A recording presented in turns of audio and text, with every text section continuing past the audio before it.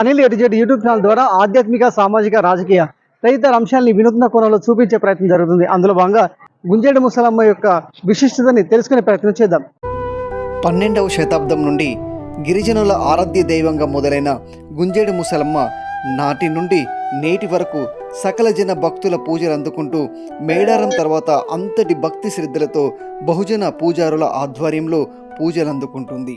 2 సంవత్సరాలకు ఒకసారి వచ్చే తెలంగాణలో అతిపెద్ద రెండవ జాతరగా గుంజేడు ముసలమ్మ తల్లి జాతర జరుగుతుంది. మహబూబాబాద్ జిల్లా కొత్తగూడెం సమీపంలోని గుంజేడు జాతర వివరాలని తెలుసుకునే ప్రయత్నం చేద్దాం. ముసలమ్మ తల్లి 12వ శతాబ్దంలో వెలిసినారు. గుంజేడు ముసలమ్మకి చరిత్ర ఆధారాలు ఉన్నాయనడానికి ఈ కథ ఉదాహరణ. 12వ శతాబ్దం కాకతీయుల కాలంలో ఛత్తీస్గఢ్లోని బస్తర్ అటవీ ప్రాంతం నుండి గుంజేడుకు చేరుకుంది. అప్పట్లోనే ముసలమ్మ వద్ద ధన రాశులు, మణిమాణిక్యాలు కలిగి పేద ప్రజలకు అండగా ఉండేది. అక్కడి ప్రజలు వేల మంది విషజ్వరాలతో చనిపోతుంటే అది చూసి చెల్లించిన గుంజేడు ముసలమ్మ తపస్సు చేస్తూ ఆమె అక్కడి ప్రజల ప్రాణాలను కాపాడడానికి శక్తులను పొందుకొని ఆమె చేయి పడితే తగ్గని వ్యాధి అంటూ లేకుండా ఆ శక్తులతో అక్కడి ప్రజల ప్రాణాలను కాపాడిందని, ఆది పరాశక్తి అమ్మవారే తమ కోసం వచ్చిందని భావిస్తుంటారు. ఆమె వద్ద ఉన్న ధనరాశులను దోచేయాలని పిండారి దండు వెంటాడింది. అడ్డుకోపోయిన ముసలమ్మ చెల్లెలు ముత్యాలమ్మ ముక్కు చెవులు కోస్తారు దుండగులు. ఆగ్రహించిన ముసలమ్మ వచ్చిన పిండారి దండుతో పోరాడి వారిని సంహరిస్తూ తన శక్తులతో కుటుంబాన్ని రక్షించి సమీపంలోని రాళ్ల గుట్టపై వెళ్ళి అదృశ్యమైందని కోయ పెద్దలు చెబుతుంటారు. కోయ తెగకు చెందిన తోలెం వంశస్థులైన గిరిజనుల కలలోకి అమ్మవారు కనిపించి రాళ్ల గుట్టపై వెలిసినట్లు చెబుతుంటారు. ఇక్కడికి వచ్చే భక్తులు సంతానం, సంపదలు, ధనం, వ్యాపారం, సుఖశాంతులు, ఉద్యోగాలు తీరుతాయని వీరి నమ్మకం. ప్రతి శుక్ర ఆదివారాలలో ప్రత్యేక పూజలు జరుగుతుంటాయి. ఇక్కడికి వచ్చే భక్తులు తెలంగాణ, ఆంధ్రప్రదేశ్ కాకుండా ఛత్తీస్గఢ్, కర్ణాటక, మహారాష్ట్ర నుంచి కూడా అత్యధికంగా భక్తులు వస్తుంటారు. ఆదివాసీల సాంప్రదాయంలో పూజలు ఉంటాయి.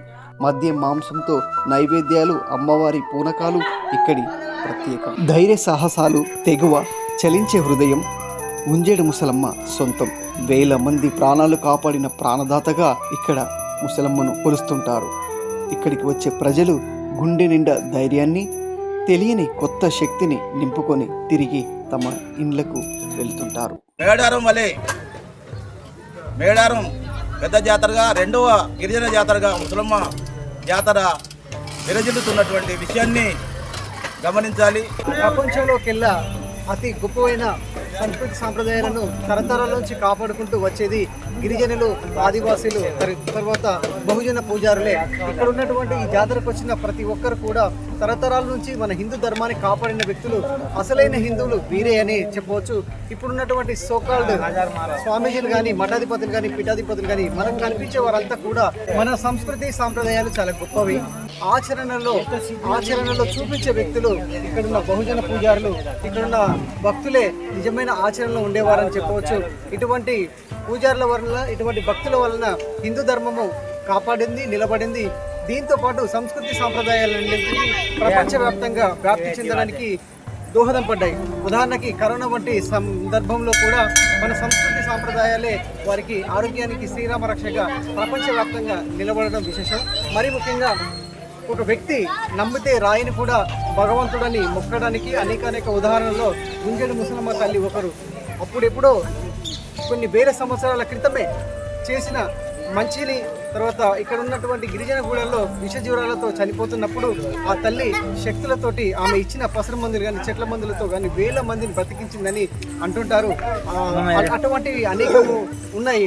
వారు చేసిన మంచిని గుర్తు చేసుకుంటూ కొన్ని వేల సంవత్సరాల నుంచి ఇప్పటి వరకు కూడా పూజలు అందుకుంటుంది ఆ తల్లి.